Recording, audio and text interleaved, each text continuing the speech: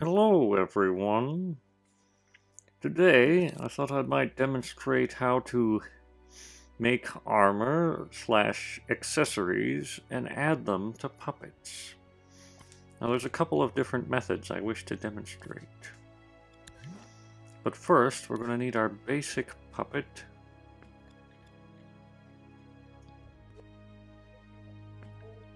Size and stance.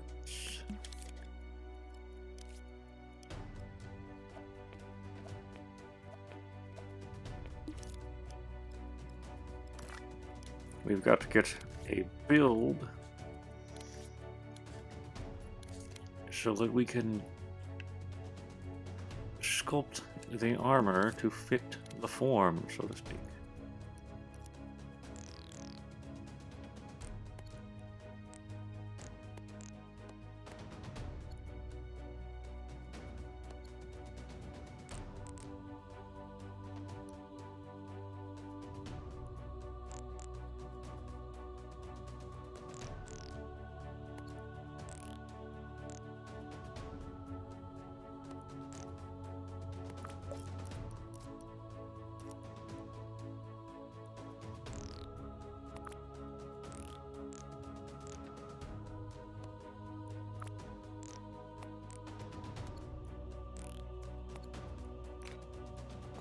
I don't want to waste too much time on this form part, but I feel like it's rather important.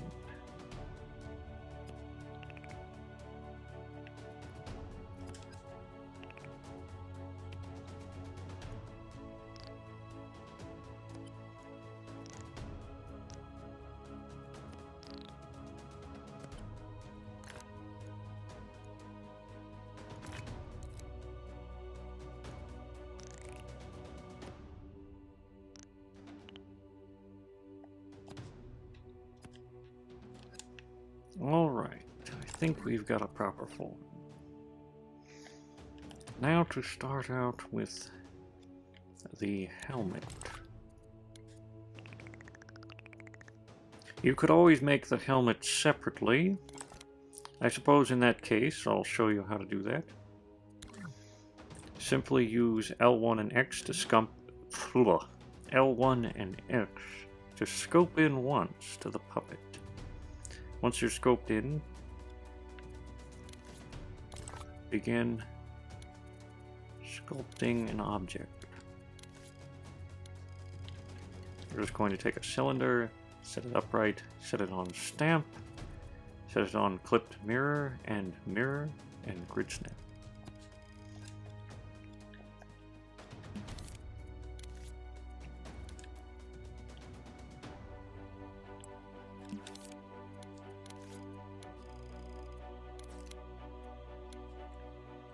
Now we'll just use a half sphere,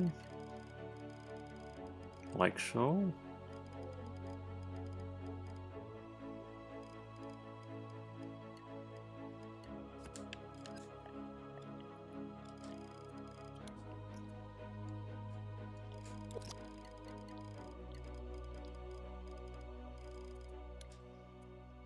Take down the blend a little bit for sharper edges.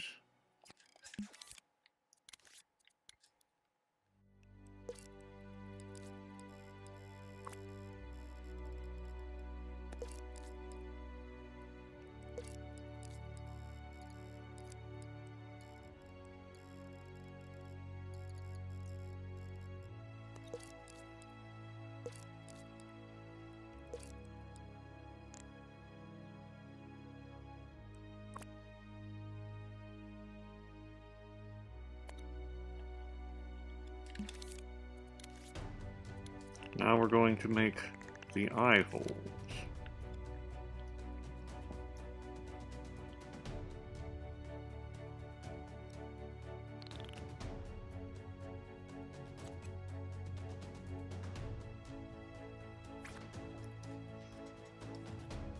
That's not a bad helmet.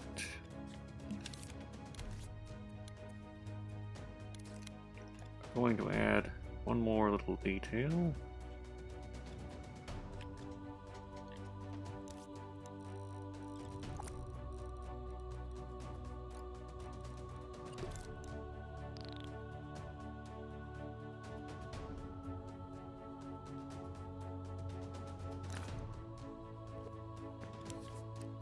Always remember to make it non-collidable and low physics.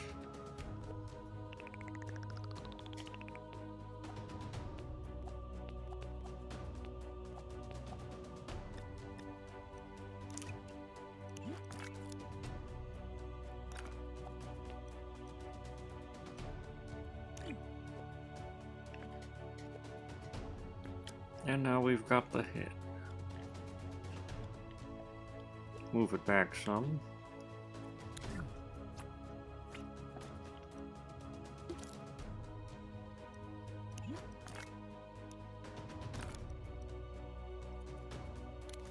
Now I suppose we could make shoulder plates. There are several methods when making armor. One, you can actually make the armor a part of the sculpt. Like, say, I could make his shoulder pads like this.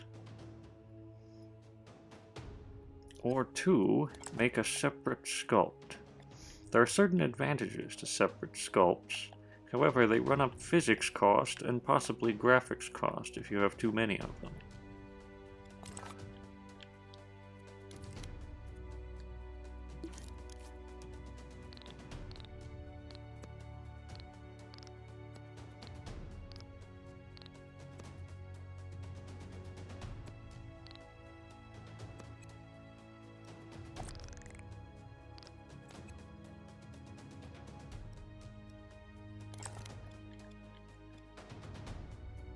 There we go.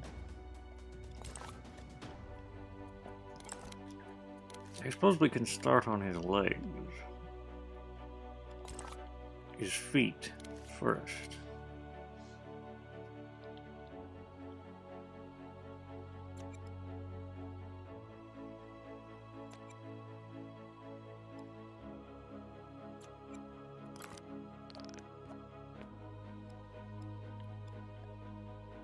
Now here's a quick, simple trick for not only creating armor, but form-fitting clothing, possibly form-fitting armor if you wish. But it's as simple as copying out a puppet's limb, removing the movability.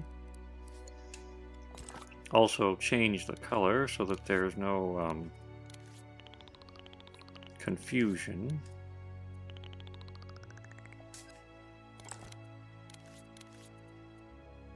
Now just move it back in place. Make it slightly larger. It can be trimmed.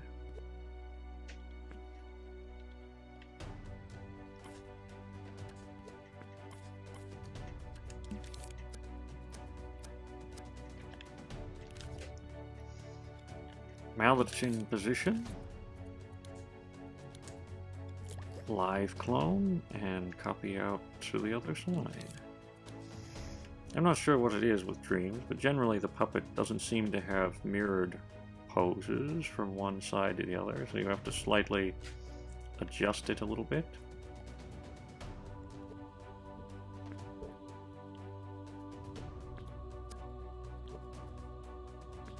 I'm not sure what causes that. Let me try and correct it. Now let's try it.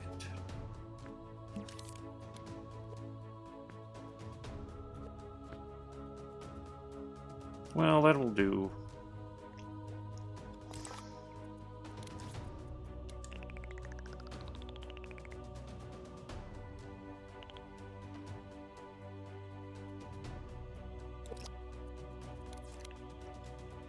Let's add some bulk to this armor, just a little bit.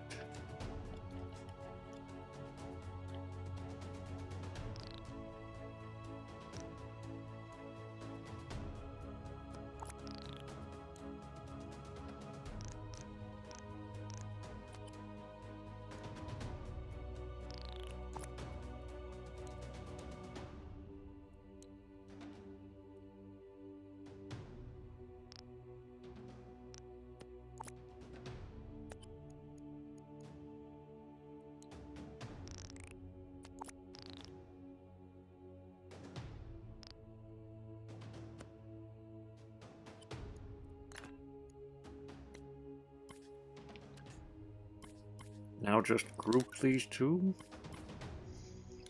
And now you have leg armor. Let's do the same with the top leg. Always remember, turn off the movability. Make it low physics as well. No need for extra physics for something that's not really going to have any physical properties anyway. Now, let's just add a bit there. Largen it up some.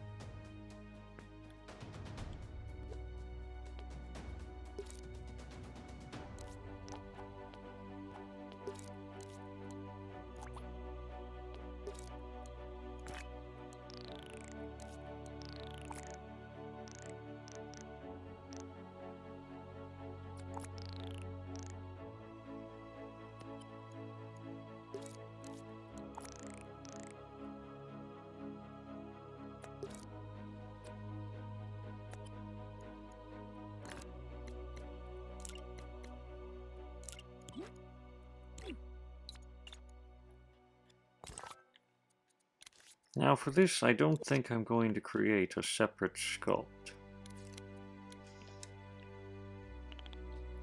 Just going to... Well, on the other hand, a separate sculpt might be better. Let me think.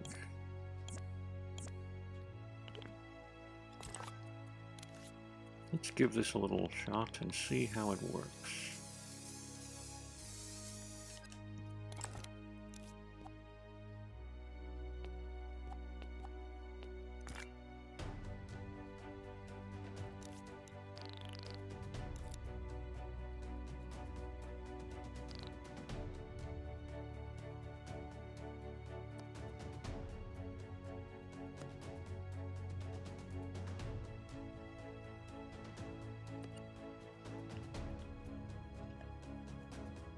Now I'm going at rather breakneck speeds, so the quality of this armor may not be the highest, but I'm merely trying to demonstrate the basic principles of armor creation.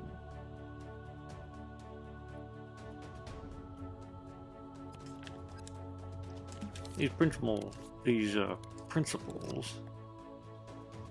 pretty much apply the same to anything you happen to be making that's armor related, both in sci-fi and in medieval fantasy.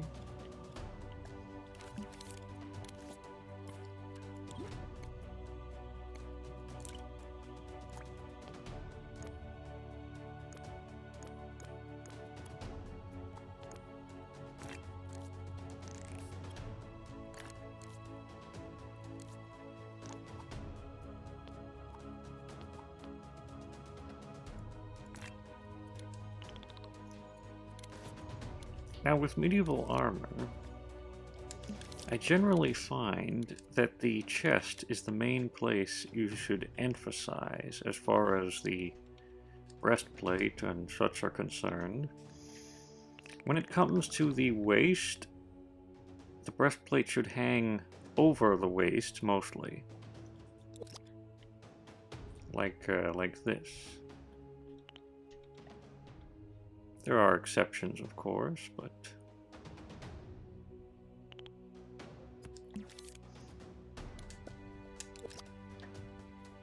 might want to bulk it down a bit.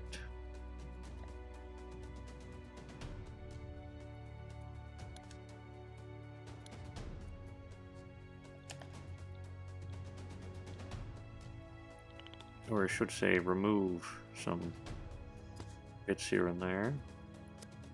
Actually, maybe we should just shrink it.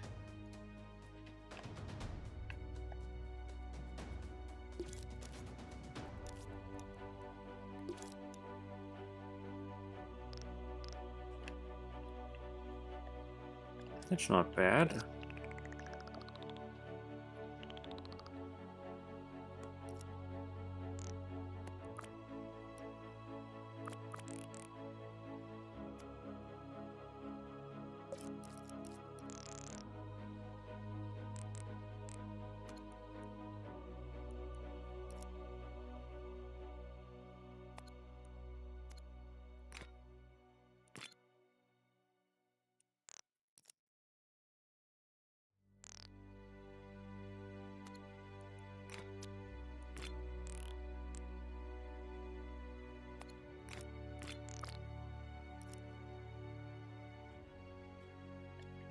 Now let's add a little belt here.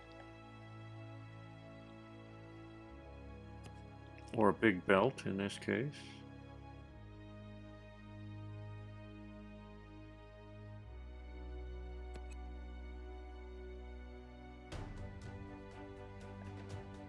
Again, a very simplistic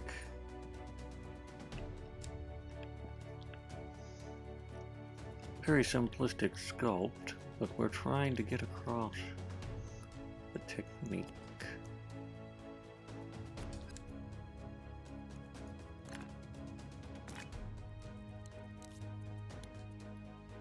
Now sometimes with medieval armor it's better to put the shoulder plates as a part of the chest sculpt. It really depends on what you're going for, but I'm going to go with them being a part of the arm sculpt.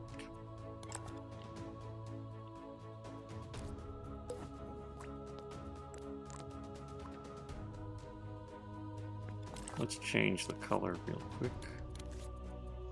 Get that out of the way right off the bat.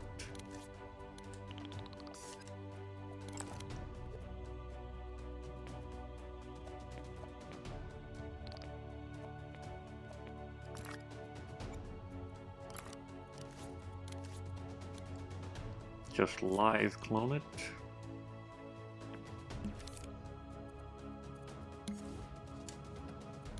I forgot about the hands. That's something we're going to have to get into later.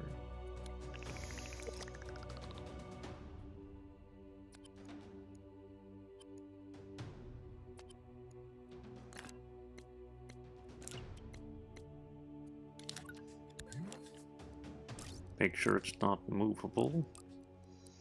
Otherwise, something like this happens.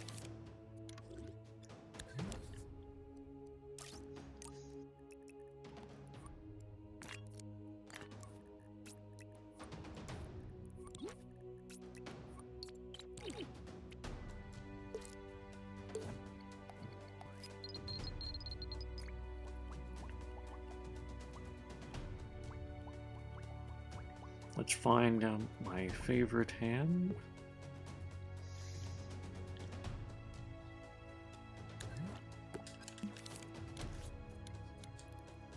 And get it ready for work.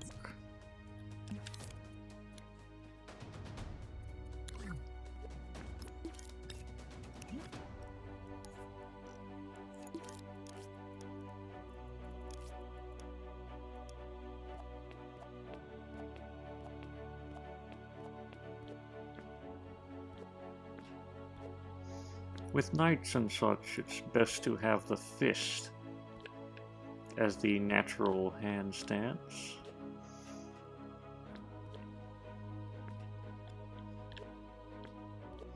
I suppose it may alter depending on your taste. Just seems like a generally useful stance for them to be in, considering they're usually holding weapons of some sort.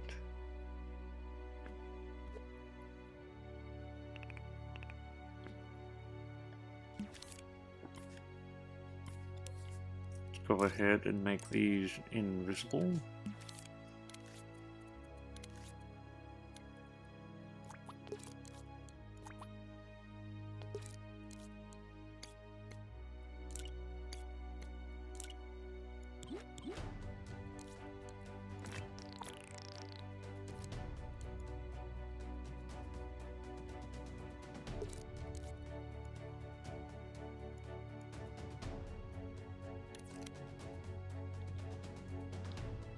Try a slightly different approach.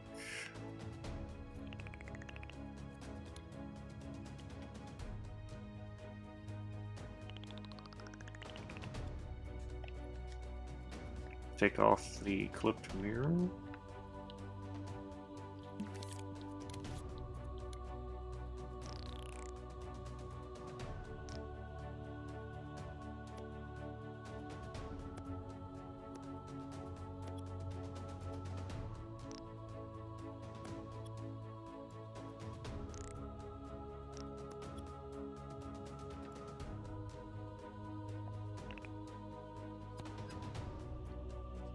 Now I think that will do for now. Let's take a look at him.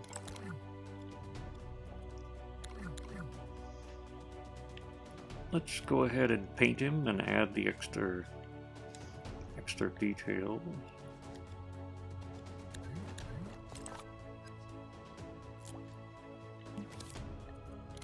Now I'm not sure if this should be armor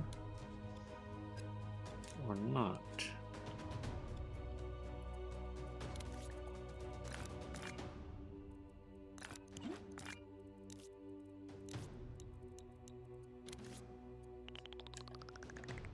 I've got an idea. Let's use the undersculpt.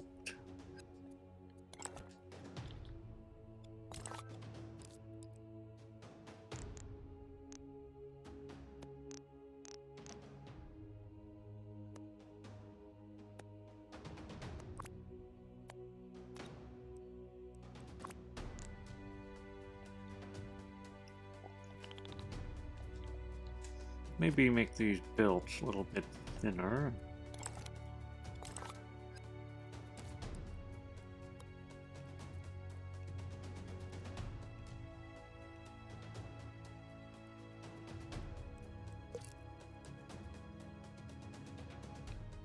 Or just have one belt. Maybe that's a better approach.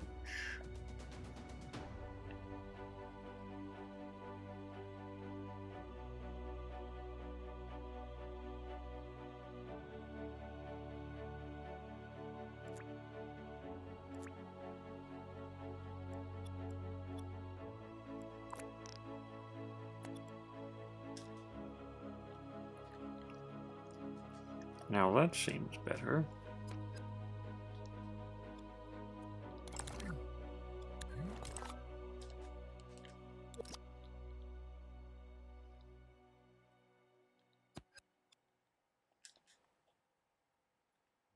I don't know about that.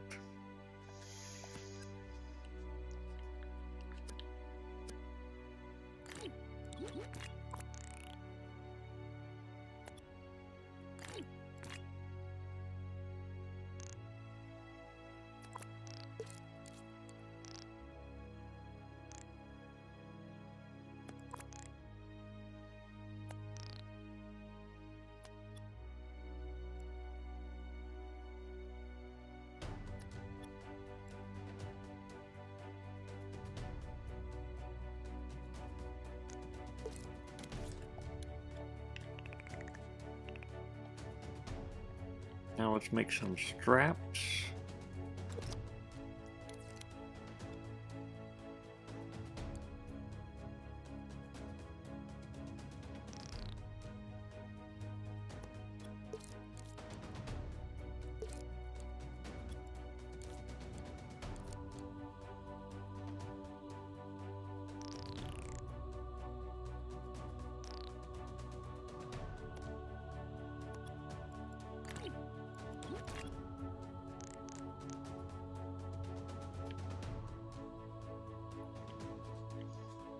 Let's move this forward plate out a bit.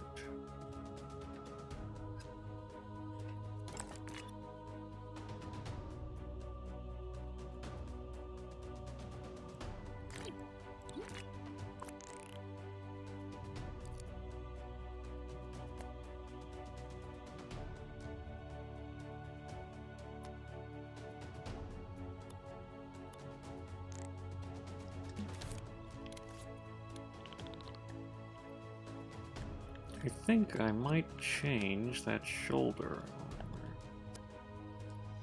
Make it a separate sculpt.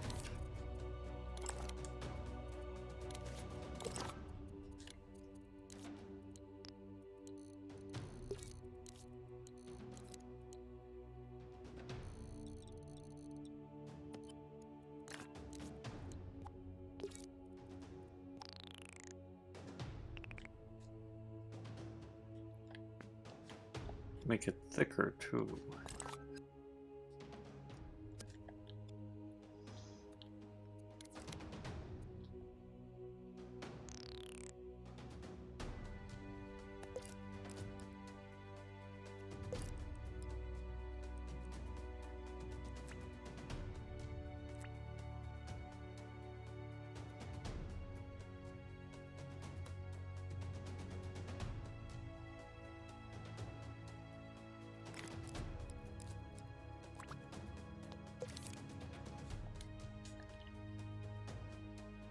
Always remember to make them non-collidable.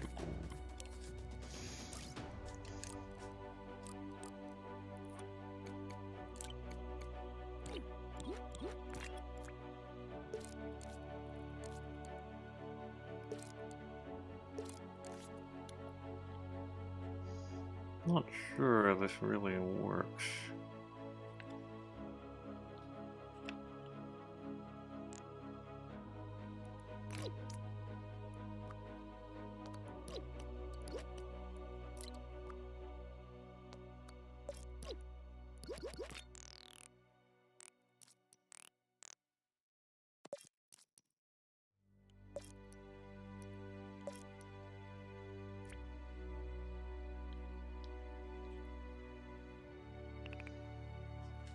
Anyway, this will do for now. Let's add some paint and improve this picture a bit.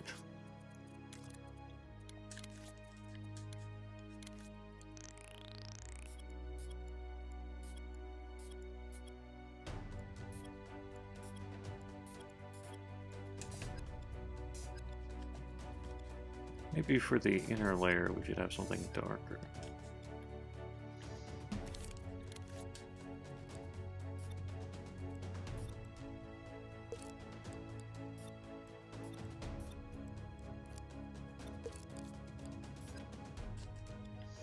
He's one of those black knights that are so common in medieval fantasy.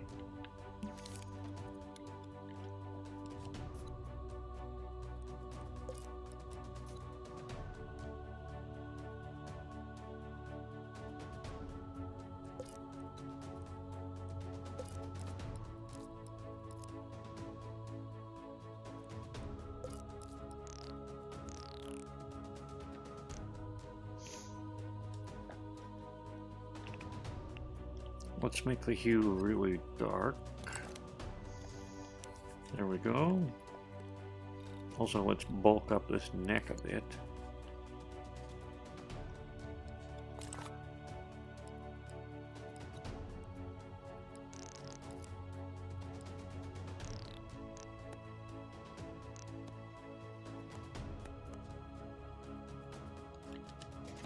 Neck probably won't be super visible most of the time anyway, but just in case.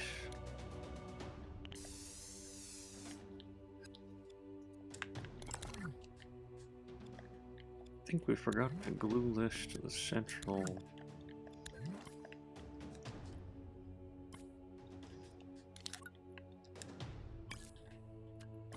Another big test of armor is seeing if it looks good even when bent.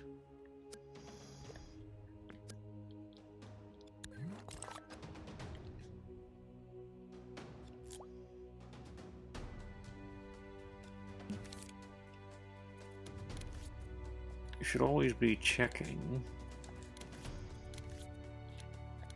to see how it works.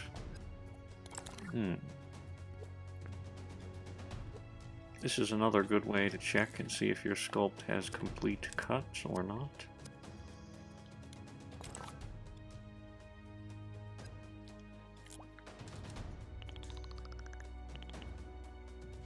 I believe it's called hide everything else.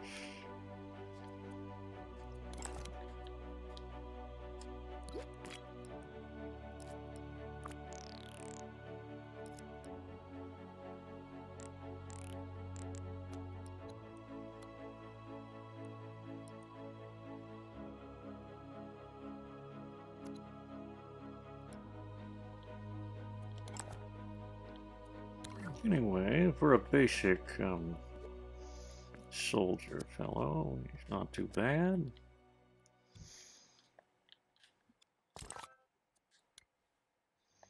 Wouldn't call him perfect, but for just being made in a couple of minutes as a part of the demonstration, he'll do nicely.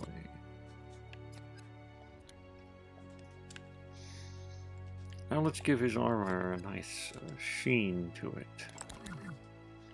A shininess. Now it's best to take waxiness and metalness up to 100 and leave this alone.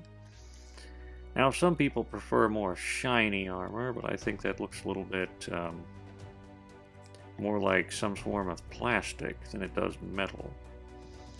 You really get a much better deal taking full waxiness and metalness up to 100%, in my opinion, when it comes to armor. There are little tricks that accentuate the shininess, so to speak, without going too overboard.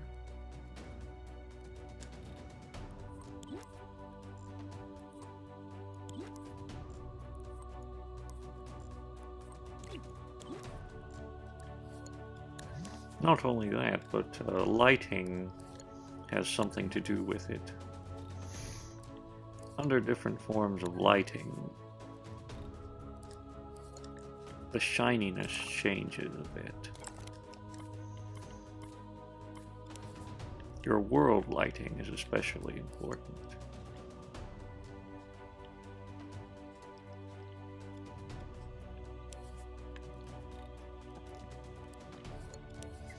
Now let's just go ahead and give him a nice rivets, I think. We'll do the rivets first. I want to do the paint job, but the rivets are important. Most medieval armor had riveting, and it somewhat adds to the decor, so to speak. Makes it look a little less flat.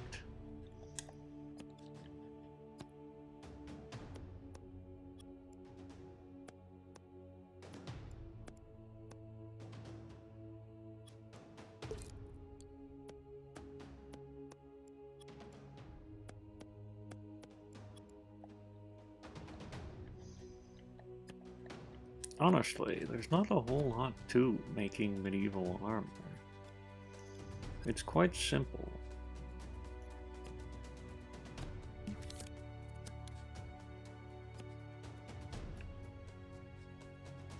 I mean,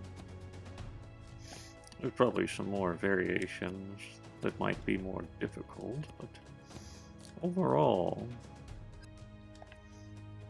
it's a lot more simple than making sci-fi armor or something of that like.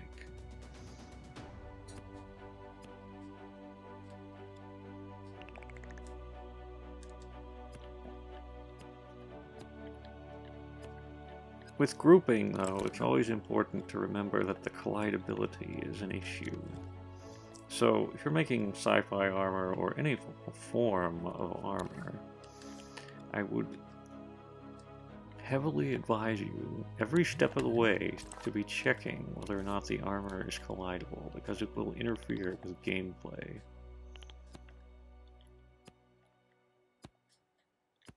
Also, the movability is an issue, but that's only if you use my copying the base puppet method.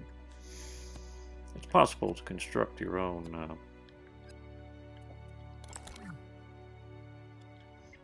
sculpts, so to speak, without using the base puppet, in which case you won't run into that issue. But now let's add some paint.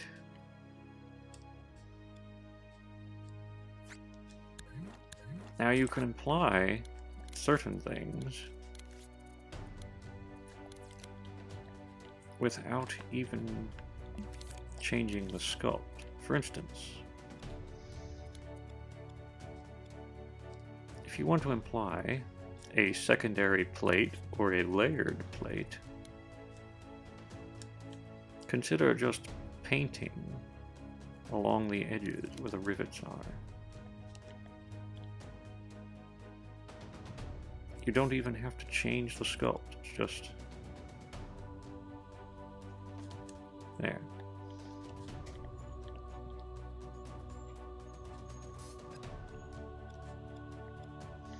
Now there are some downsides to this, of course.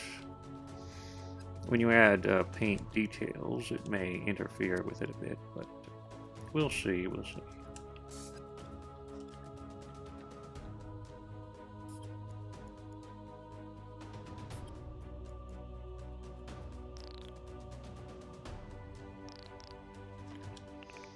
Let's make those straps a brown color.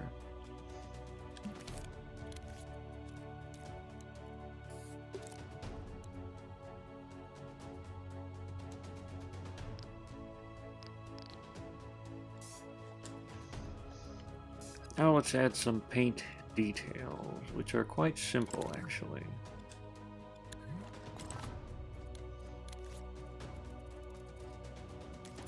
Turn up the soft blend, put the opacity very low, and take off clipped mirror so that you get more randomness. Let's take it even down further.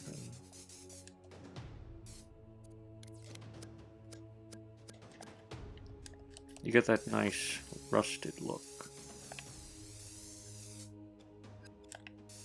Painting along the edges is especially good. Then you can take some lighter tones and mix them in. Make it look like scratches or wearing away of the metal. Faults and such.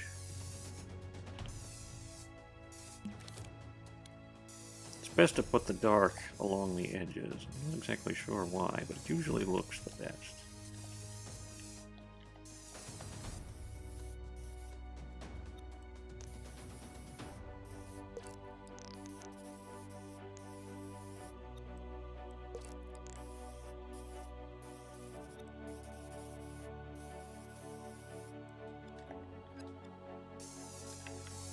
I feel like the back could use a bit more work. But I don't want this video to drag on all day and waste everyone's time, so I'm only going to give him a basic level of detail.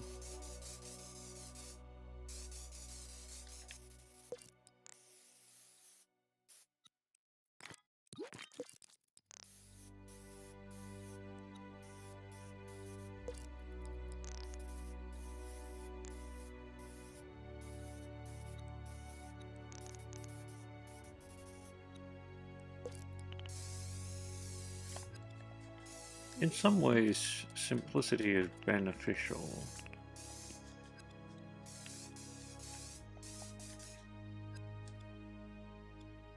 Make these gloves nice and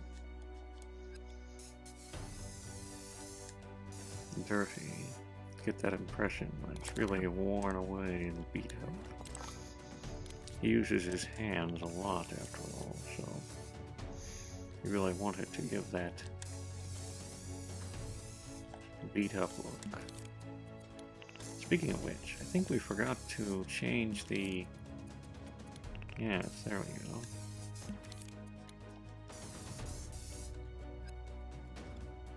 Change the sheen or surface deep. I think it's surface reflection.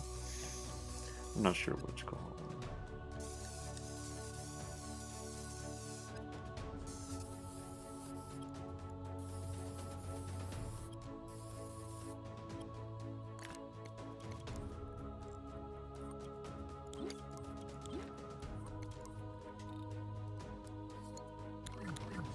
Really quick way to get that chainmail look.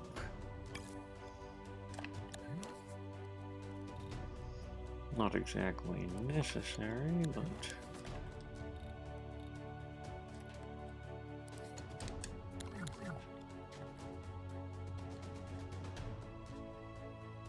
another thing you can do.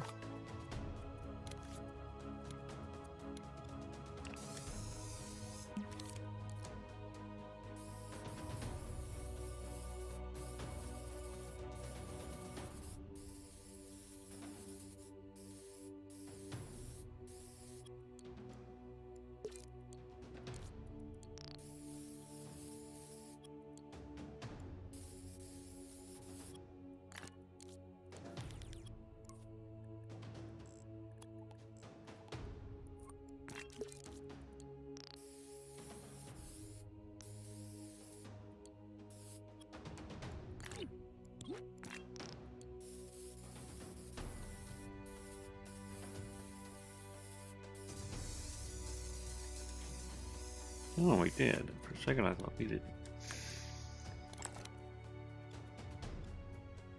Well, there he is, a medieval knight. And that's the simple principles behind armor crafting in Dreams.